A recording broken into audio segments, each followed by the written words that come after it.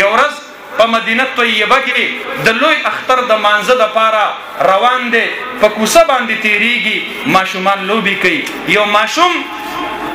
هغه ځان له ناست دی سیټ ته او کپړې یې خیرنې اخوستې دي او داسې د غم آثار یې په دې تندي کې ښکارېږي. د رحمت للعالمین پې نظر شو، تپوس ترېنه کوي بچیا د اختر ورځ ده، د نورو ماشومانو سره لوبې نه کوې، خفا او دلګیره ناست یې، څه وجه ده، څه مسله ده؟ هغه ورته جواب ورکړي د الله محبوبه زه د فلانکي شهید صحابي زوی یم، زما پلار ستا سره جهاد کې تللی و، شهید شوی دی او تا په میدان جهاد کې دفن کړی دی. زما څوک دي چې زه ورته د اختر مبارکي ورکم، زه چاته خوشحاله شم، زه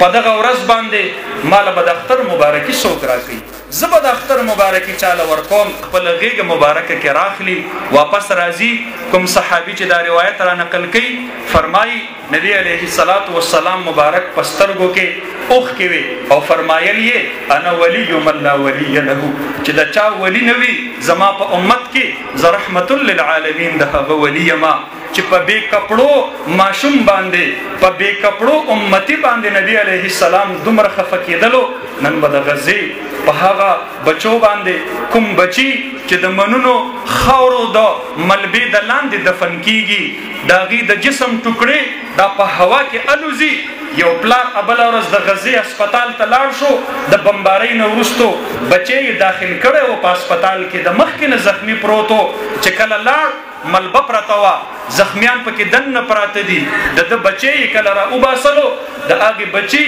سر الوتلی و، د هغه سینه الوتلی وه، د هغه خپې الوتلې وې، د هغه لاس ته صرف د اسپتال هغه پټه پاتې وه، هغه لاس به یې بار بار راغستو، هغه به یې ښکلو. رسول الله مبارک روح به په ګنبد خضرا کې تړپاوي کې د دغه خپلو امتیانو دپاره، او دغه ماشومان بچي دا به د محشر په میدان کې د جناب نبی کریم صلی الله علیه وسلم په حضور کې د دې دوو اربو مسلمانانو په ګریوانونو کې لاس ورچي.